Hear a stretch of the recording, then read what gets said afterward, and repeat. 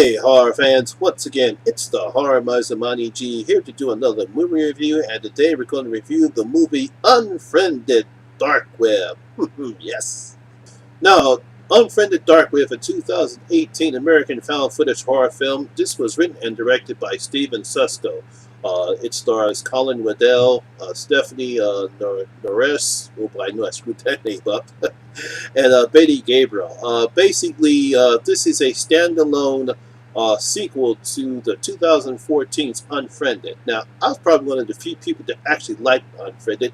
It was a one-of-a-kind horror picture where everything takes place online. They use computers, Apple computers. Everyone's in the chat. I'm pretty sure people saw it. I thought it was pretty good. I actually liked the concept, and I thought they did a pretty good job in it. And this is just a strictly standalone story. Now, if Steven Sasko's name sounds familiar, this is his directorial debut. He actually wrote The Grudge and The Grudge 2. Pretty good horror films. I like them both. Unfortunately, I think he struck out with Texas Chainsaw 3D, which a lot of people did agree. I know some people didn't like this film, but he wrote it, and he's making his directorial debut with this one. So here's my review of Unfriended Dark Web. Now, when the movie begins, we have Matthias O'Brien. He is we don't know what he is, but we do find out that he has a girlfriend who unfortunately is hearing impaired. Her name is Amaya. And he's having a hard time trying to communicate with her, so he buys this software from this computer that he said he bought from Craigslist. But we all know in the previews that he really didn't buy it. But in the beginning of this film, he does say that he bought this thing off of Craigslist. Unfortunately, this guy is insecure, and despite the fact that he bought this thing so he can communicate with Maya better, she feels as though that is not enough because she still can't communicate with him because unfortunately he does not know anything about American Sign Language. So she hangs up on him, and eventually he goes with his online friends. We have Nara and Serena. We have AJ, Damon, and DJ Lex. They're all his friends. They're about to play an online game. When weird shit starts to happen, when we find out that the person who actually owns the laptop starts communicating with him, and he definitely wants his laptop back. And I'm pretty sure you saw this all in the trailer, so I'm not spoiling anything. Eventually, weird shit starts to happen, as they always do, and all of a sudden, all his friends are in danger, as the people who own the laptop want it back, and weird shit starts to happen, and that's basically what the premise of this movie is about. Now, the one thing about this film, this is totally different than the tone and the style of the film is totally different than the first movie.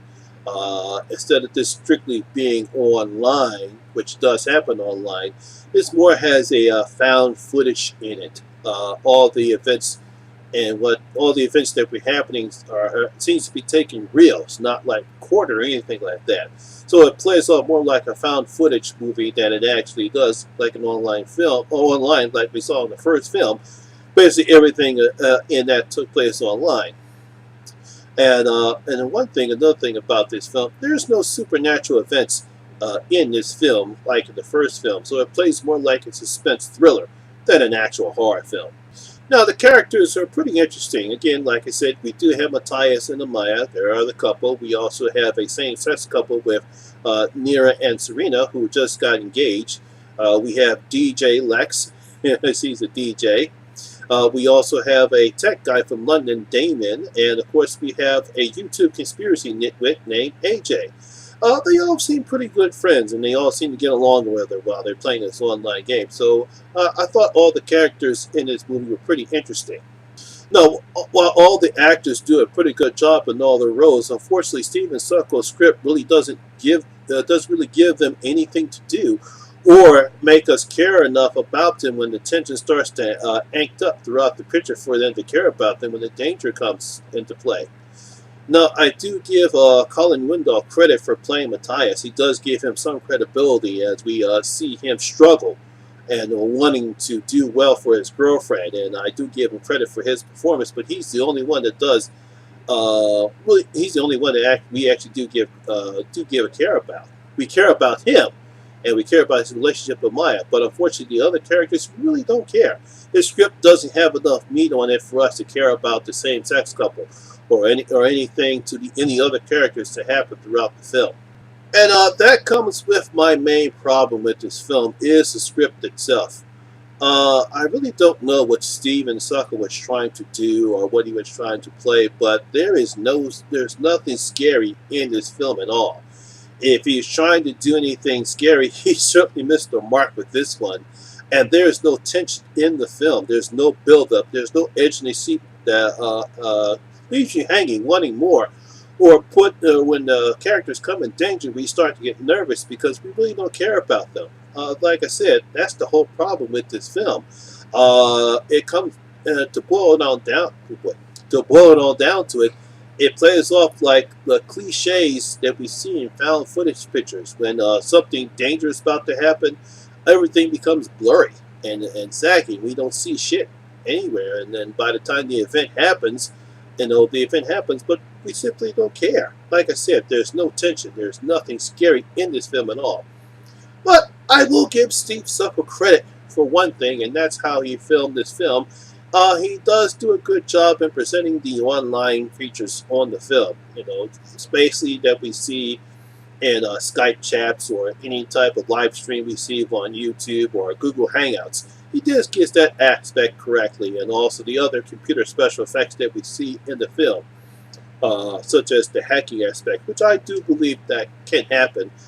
Sort of reminds me of Mr. Robot, the USA picture, when they do their computer special effects. There's also a part where we see an 8-bit part, which I thought was pretty good. So that technical aspect, I do give Steven Sucker credit for that. So unfortunately, despite the computer, give me a second. So despite the fact how well the film looks as far as the online looks and how the computer effects look, well, we don't have enough meat on the bones for the script, so we don't care about the characters. And despite Colin Goodwill's performance, everything is just, oh well. It's not a bad movie, but it's certainly not good at all. It's okay. What are we going to do? So, the Horror Miser is going to open up his vote, and I'm going to give Unfriended Dark Web 2 out of my 5 gold coins. Yes, I'm going to give Unfriended Dark Web 2 out of my 5 gold coins. It's it's that type of film. So, my horror fans, what do you think? Have you seen Unfriended Dark Web? Do you think this was an effective sequel or as a standalone, or do you think it just fell flat on your slate, fell flat on its face, or did you think it was like I did, was well, leave your comments down in your comment section below and tell me what you thought about Unfriended Dark Darknet, Dark Web. I'll get it right. Well, horror fans, that's my video for today. I hope you guys enjoyed it, and if you did, please give it a thumbs up because it does help the channel out a lot. And then if it's your first time here, please hit that subscriber button and ring that notification bell. That way you can come and enjoy the horror experience with me, the Horror Miser Monty G. And as always, all my social media links will be down in the description box below as well. Once again, my name is Lamont Smith, better known as the Horror Miser Monty G. And always remember, horror rules.